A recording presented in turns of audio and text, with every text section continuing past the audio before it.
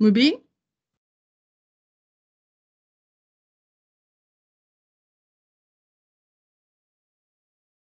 Hallo Mubin?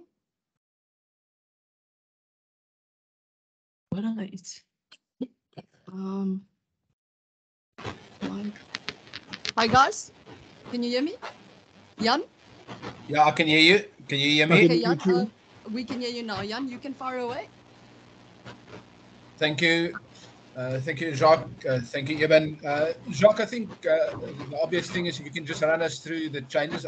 We know on wing there's obviously an injury, the decision at scrum off, and then obviously the bench going 5-3 split this time.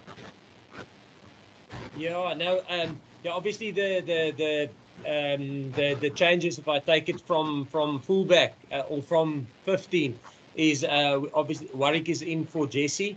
Who got concussed when we played New Zealand, and then Faf is back after his concussion, and his return to play has finished. So we're bringing him in, and then yeah, we went with a 5-3 split, and again the reason for that is yeah, we feel tactically that's what we'll need when if we play against Australia.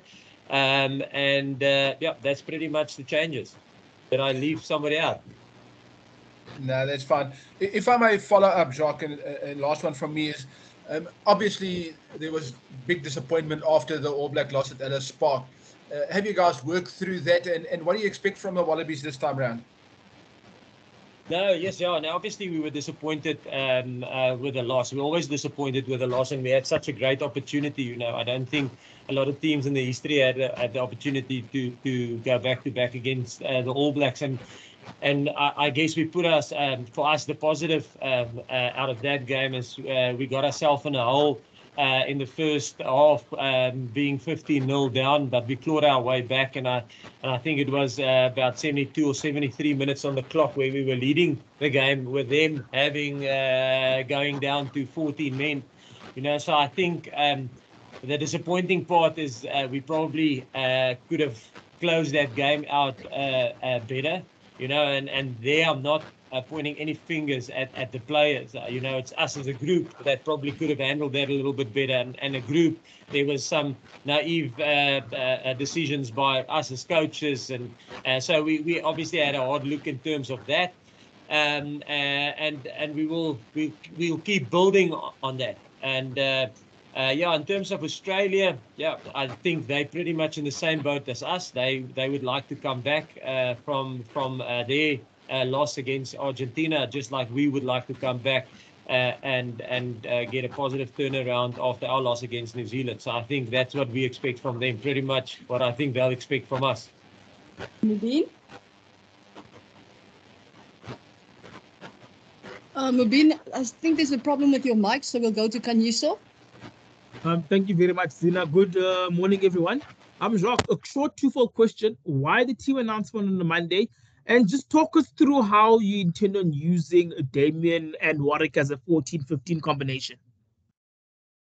Yeah, no, yeah, the team announcement, yeah, I guess it would be weird in terms of we announcing it this early, but if you think about it, we were supposed to travel on Thursday, and then actually the plane got a little bit delayed, so we traveled on Friday.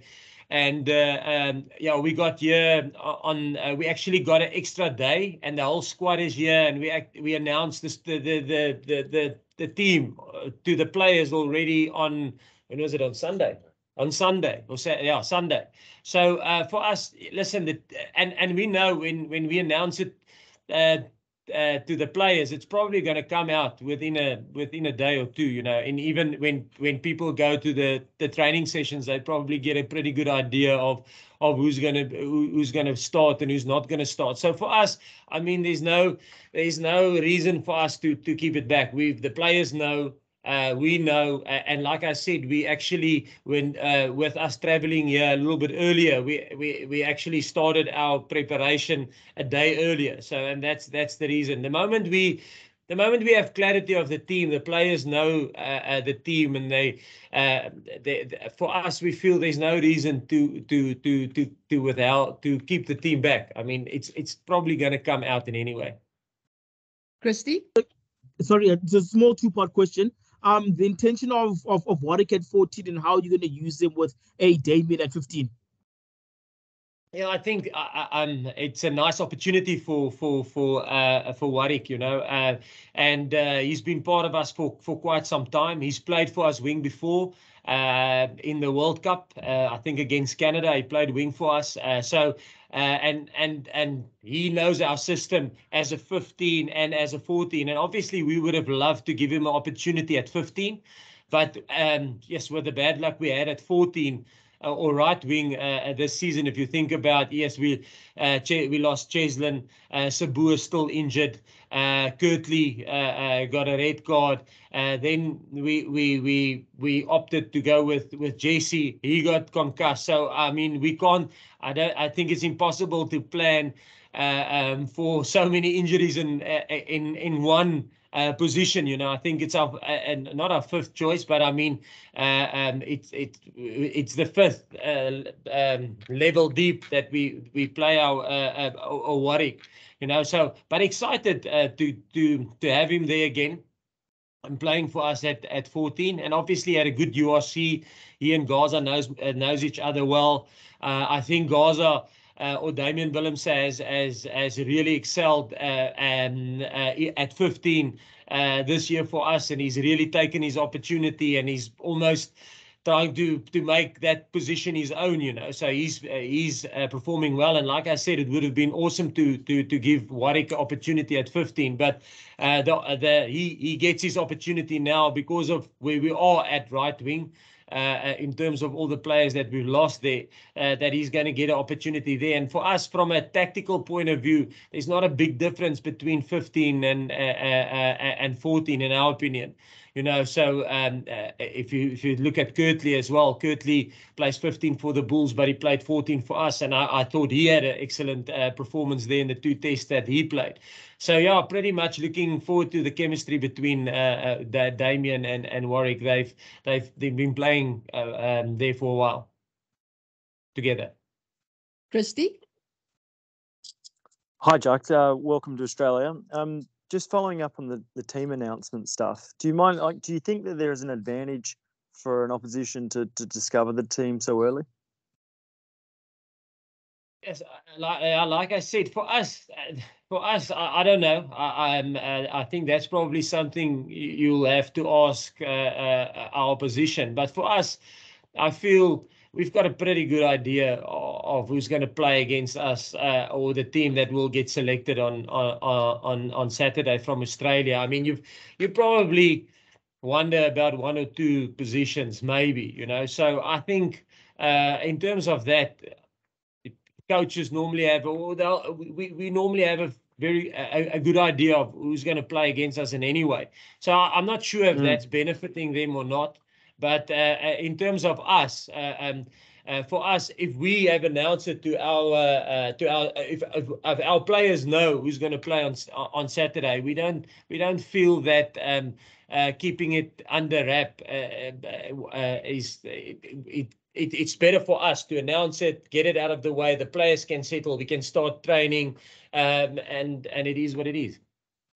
Lloyd? Yeah, and if I can just ask one more, there's been, criticism perhaps labelled that the Springboks didn't, name Malcolm Marx to start again this test. But do you think that the benefit of building depth and depth within the squad actually helps the Springboks ultimately on their quest to win another World Cup? We've got a specific, which we probably wouldn't like to have to go into too much detail, but there's how can I say, there's technical reasons why we select the team like we select. I've said it numerous times in the media that, listen, we don't see, and that's probably where we're a little bit different. We don't see, we see our front rows, the starting front row and the front row on the bench. We see them as a pair, as a unit, not necessarily as, listen, this guy is number one and this guy is number two. There's a tactical or technical reason why we select them like we do. And yeah, we wouldn't like to go into too much detail and give too much of our game plan away. But there's a reason for that. The players know it. And as long as they know it, they buy into it, and it's an open and honest discussion with them why we do things the way we do, and the players are happy with it. We are happy and comfortable with it, and that's like I say, yeah, it's normally yeah, there's a technical plan to that, yeah. Guys, could I please ask that you just ask one question? There's a whole lot of hands that are raised. So just to get through everybody, if that's fine. Lloyd, we can go to you. Thanks, Zina. How's it, Jacques? Yeah, just a word on Dwayne, if you can, please. How he's come through the week. You know, what you're expecting from him this weekend. How's he been looking? Are you expecting more minutes out of Dwayne this weekend? And just what kind of shape do you think he's in at the moment? Yeah, no, listen, yeah, Dwayne, yeah, we expect definitely more minutes of Dwayne this weekend. And yeah, no, he's been training well. And yeah, looking forward to seeing him again. You know, we all know what quality he is, and we all know the experience that he brings to the team. So yeah, we had a good week with him. Yeah. Tony? Hi, Jacques. Just if I could ask whether you were surprised with the margin of victory from Argentina against the Wallabies, what you thought of the Wallabies' performance in that game, and whether it was kind of shocking to you as to some of us, but also about when you were here this time last year, Quade Cooper came back and played extremely well against you guys. What tying into that, you know, what do you think of the Wallabies without Quade? How that changes things and makes them a different proposition? Tony, yeah.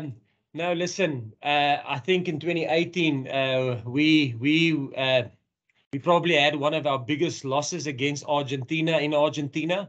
So for us, we know how tough it is to go and play there and to get a victory there.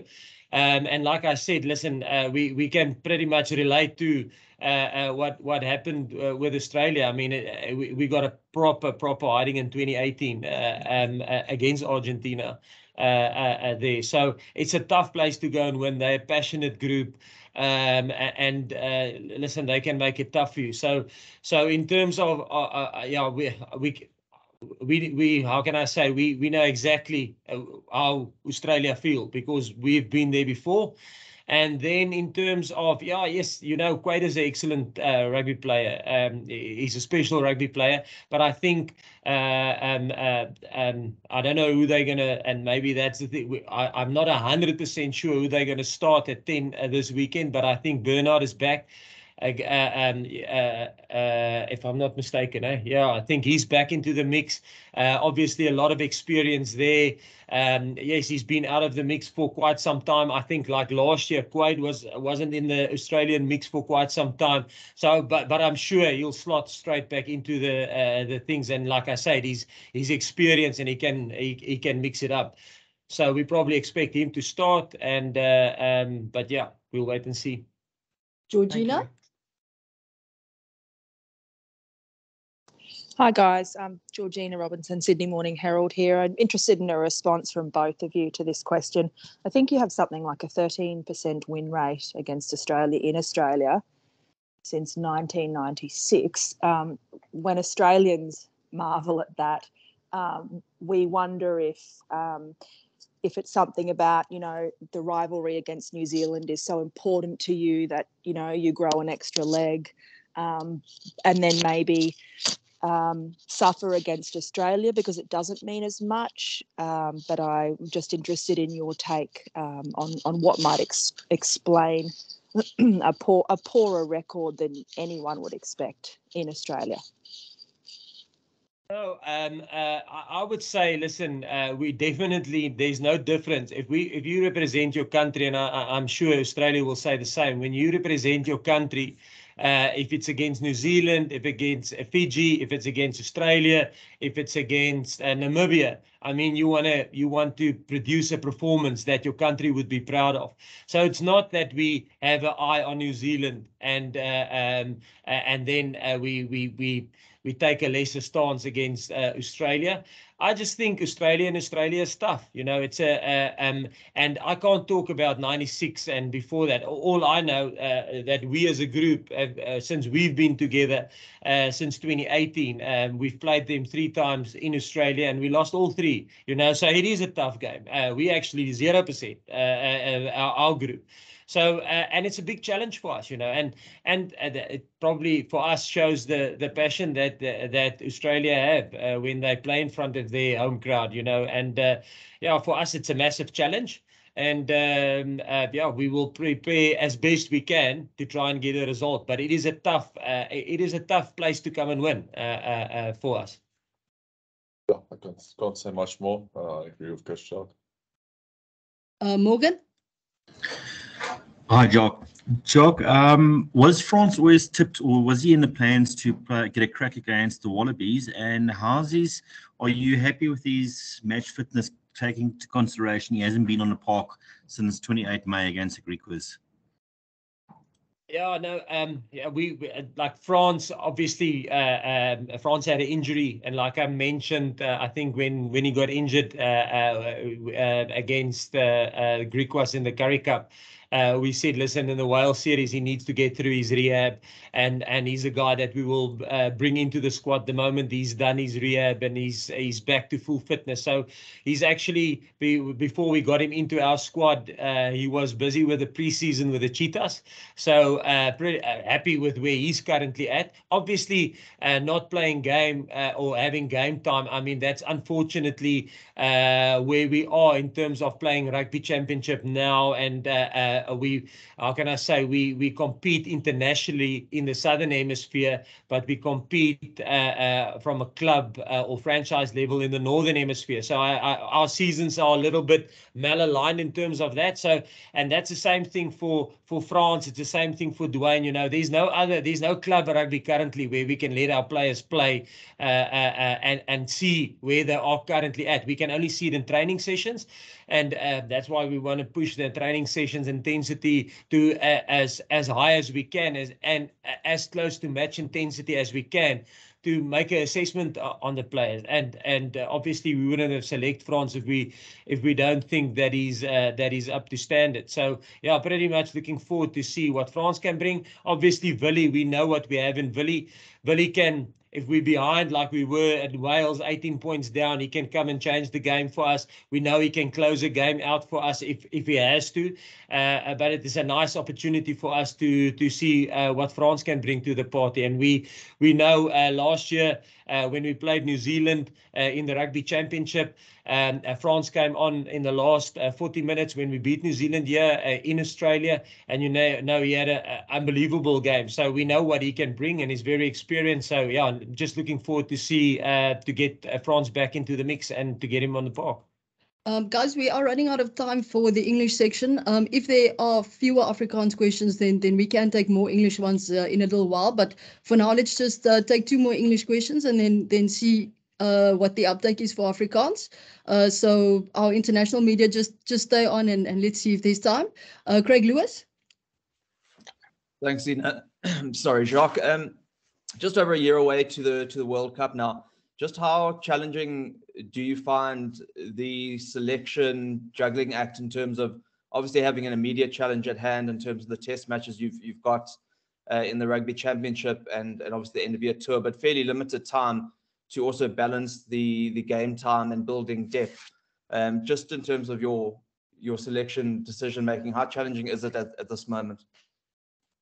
No, I think, yeah, we've got a couple of challenges. And obviously the first challenge for us is to, like the lady rightly said, listen, we've got a very poor record against Australia in Australia. So our first aim is to try and see if we can't get a win here. Like I said, we haven't won a game here in 3 years that we've been in the 3 games that we've been involved in coaching a team, and as a team being here in South Africa, we haven't won a game yet. So that's the immediate goal for us.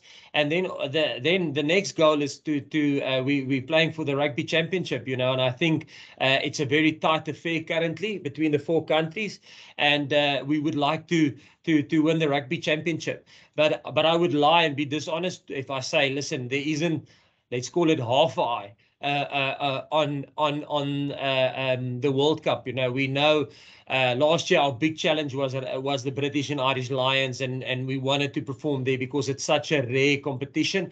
This year we do have a little bit, we can be a little bit creative in terms of team selection and building squad depth and giving guys opportunity. But I don't want to say that and people think we devalue the Springboks. We don't. Our first aim is to get a proper performance going against Australia on Saturday, which is a tough gig here in Australia, and to try and almost change the boards, if there's a saying like that, and then obviously to win the rugby championship. But yes, we do also have a half an eye on the World Cup and building squad depth. Yeah, so it is I won't say it's a juggling act, because winning is still the most important thing. But if we can, and if we do have momentum, we would like to be a little bit creative and serve another strategic objective, which is building squad depth. Ross? How's it, guys? Jacques, Elton coming in there on the bench. Obviously, we haven't seen him since the first test against Wales. A difficult one for him, you know, with those his first minutes of the year. How's he been looking in training? And do you think he'll be a lot sharper and, you know, more composed now against Australia after getting a few more, another month or bit in training with you guys? Yeah, no, yeah, like I said in the beginning, us going with a 5-3 split is obviously a tactical thing that we've got a specific plan, and is it the right plan? We obviously believe so, but we'll see on Saturday if that tactical plan is the correct one or not. But yes, no, in terms of Elton's form, like I said, with all the other players, Elton, with Dwayne, with France, you know, even Warwick hasn't played since he played against Wales in the second test match. So a lot of the only place where we can see them is in training sessions, and we really push the training sessions to be as hard as a game or at match intensity. And yes, he's been performing well, so I expect him to be a lot sharper. Yes. Guys, I don't see any Afrikaans media hands up at the moment. Percy, you can go. Zina, thank you so much for this opportunity. Zina, can I ask Afrikaans question to Jacques and to even if possible? Regs so, Percy. Baie dankie, Zina. Jacques, ek kan jou vra oor die spankeuse, maar ek wil spesifiek vra oor die speler langs jou vandag. Even 102 toetse sover. Is daar enige, of liewer as ek so vra, wat is jou gesprek met die mense wat julle spelers bestuur oor Eben Etzebeth se werkslading? Ek aanvaar hy's 'n belangrike deel, hy's 'n core deel van julle groep in die aanloop tot 2023 Frankryk. Hoe bestuur julle vir hom? Is daar enige vrees dat hy homself oorwerk? Even, kan ek vir jou vra, vir 'n man wat 102 toetse nou sover gespeel het al, wat maak hierdie Australiese span so moeilik in Australië? Want ek as gemeet aan al die toetse wat jy gespeel het, behoort jy 'n idee te hê wat die Istanbul-blok gewoonlik in Australië is? Ja, Percy, ek dink ek gaan sommer vir al twee vrae beantwoord. Ek wil hier sê, ek wil elke keer vir die Bokke speel, so hopelik ook as Jacques my aan hom kies. My liggaam voel goed en ek voel nog jonk. En ja, dit is net vir my lekker om deel te wees, en ek dink ons het planne hierdie week as 'n ou dalk bietjie meer gespeel het om bietjie meer in te raak by oefeninge en so. Ek meen ek is regtig happy om te speel, en dan ja, op Australië, ek dink as Jacques het ook geantwoord in Engels, is 'n moeilike span, as een van die top rugby nasies om teen te speel, en ek meen by die huis gaan hulle altyd 'n goeie rekord hê. Ek glo ons rekord teen hulle in Suid-Afrika is net so goed. So dit gaan 'n ongelooflike challenge wees vir ons. Ek ry toets, ons het nou 2 weke wat ons teen hulle speel, so ja, ek dink die manne is reg, en ek dink gaan 'n lekker uitdaging wees vir ons almal uitsien. Zo kan je toch antwoord asseblief net van de afrotter se punte af die ervare spelers se werkslading en hoe julle hom bestuur. Ja, nee, Percy, dis iets wat ons dophou, jy weet, maar nie net op toetsvlak nie, jy weet, ook deur die jaar by die clubs en hoeveel minute hulle speel, hoeveel hulle gestart het. So ja, werkslading, ons probeer altyd die spelers as ons kan, probeer ons hulle werkslading balanseer. Dis miskien die regte woord, jy weet, ons probeer dit balanseer, maar dis nie net ons nie, dis ook met die klub, jy weet, so ons neem die hoeveelheid minute wat hulle vir die klub speel ook in aanmerking, en ek dink nie net ons minute nie, maar ons kyk na albei kante. Kobus? Dankie Zina, hallo Jacques, Ewen. Jacques, ek wil vir jou vra, julle speel Saterdag vir die eerste keer op die Adelaide oval en is ook 'n middagwedstryd. Is dit iets om aan gewoon te raak? En dan wil ek in dieselfde asem vir Ewen vra, is dit dalk makliker vir julle om op 'n meer neutrale veld, as ek dit so kan noem, te speel as byvoorbeeld in die Sandkop stadion? Ja, weet jy, ja, ons het nog nie, ek persoonlik was nog nooit in Adelaide nie, maar hier is van ons spelers bestuur wat al hier was van tevore, die sewes is gewoonlik hier, so was al hier, so daar is 'n paar van ons wat al hier gespeel het, en ja, dit wat hulle ondervind het toe hulle hier gespeel het, deel hulle met ons, en nee, wel, in terme van die middagwedstryd, ek het nog nie 100% na die weer gekyk nie, maar vandag het dit katte en honde hier gereën, so of dit 'n middagwedstryd is, ek weet nie wat die temperatuur hier gaan wees nie, maar dis redelik koud hierso nou. So ja, nee, ek dink nie dis iets wat ons al lang gedink het nie, nee. Ja, net ja, van my kant af, ek dink kan nie regtig sê is 'n neutrale veld. Ek meen ons is nog steeds in Australië, moes al die pad getravel het. Wat ek wel kan sê is toe ons by die lughawe geland het, wat was dit, Saterdag, toe was so ongelooflik baie Suid-Afrikaanse ondersteuners en hopelik kan ons almal hulle daar hê, maar ek en ons weet 90-95% van die skare gaan vir die Aussies kry, so is vir ons 'n wegtoets en so ek vroeg gesê, dis 'n lekker uitdaging vir ons. Ons het nie 'n goeie rekord in Australië nie, maar ons kry nou 2 kansse in 2 weke, so ek dink die manne sien uit. Guys, is there any further Afrikaans questions? Because then we could take 1 or 2 in English. No? Kanyiso? Thank you very much, Zina. Yeah, man, a quick one on how you guys are planning to disrupt Australia's mode, because it's one part of the Bok game that did come under not under pressure per se, but was well met by New Zealand in the 2 matches. What was that? I'm saying that how do you guys intend on actually improving the mode, especially when you look at how the All Blacks counted the mode very well in the past 2 test matches? Yeah, I think like I say, every test match is a new challenge.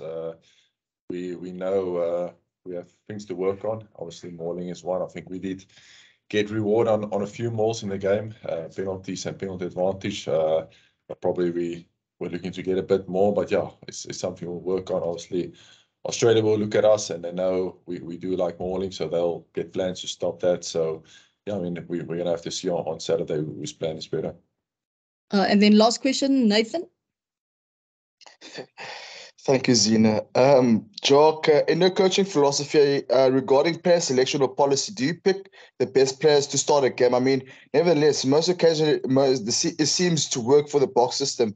I just wonder your opinion on the question, because in the previous presser regarding their selection, your answer was very vague.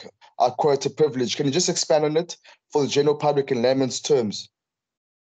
Yeah, sometimes, what I meant is sometimes when we do make a team selection, like I mentioned numerous times before, we sit down the whole group, and when I say the whole group, the physios, the doctors, the administrative people, and we discuss in front of everybody why we go with a specific selection, and it's a tactical plan, and when I say privileged information, sometimes there's something that a coach discuss with a player, and if you ask him, and that's what we do, we ask him, listen, do you like this to come out in the media? And they say no. They want this is between me and him. Then that's what I mean privilege.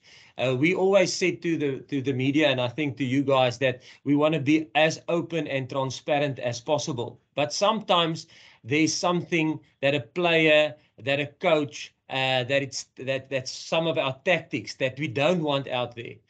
Some of our IP that we don't want out there, and maybe I was wrong in saying that it's privilege, but it was a discussion between myself, the other coaches, in terms of tactics, in terms sometimes, like I say, it's something personal with a player that you don't want to discuss and don't want out in the media, and then we have to respect that, and that is that's as truthful as I can be. And it's honest. It's Eben will know. Everybody would know. And I think if you ask a player, they will say, "Listen, that's how it works with the box. We are open and honest about everything." But sometimes we, from a tactical point of view, we don't want to share some stuff in the media. And in terms of select your question, and do we select the best players? Or I think that was your words. We select the team, and like I mentioned before, we don't necessarily see if you take the front row, and you were talking about the front row, we don't necessarily see we see the front row as a unit. And they operate as a unit. There's certain boxes that the guys who start have to tick in a specific test match, and there's a tactical reason why we select it like that. The players know what is those the goals that they will have to, the guys who start the game. They know what goals they need to achieve, and sometimes they achieve that in 35 minutes, sometimes they achieve it in 50 minutes, sometimes they achieve it in 20 minutes, but there's certain things that they will have to achieve. And the moment they achieve it, and we feel it's the right time tactically, then we will make a substitution. But I think where it's different with maybe other teams, we don't necessarily see it as two groups, the starting pack and the bench. We don't see it as two groups. We see it as a unit. And that's, I hope it answers your question and it gives a little bit more clarity to the public. But that's how we see it. We see it as a unit, not as a division. There's 15 guys starting and then 8 guys on the bench. That's a substitute. No, we see it as a unit. It gives us a tactical advantage. Guys, thank you so much. That concludes our press conference for this evening. Have a lovely day, and we'll be sending out the recording shortly. Keep well. Bye-bye. Dankie. Bye-bye. Dankie, guys. Bye, dankie.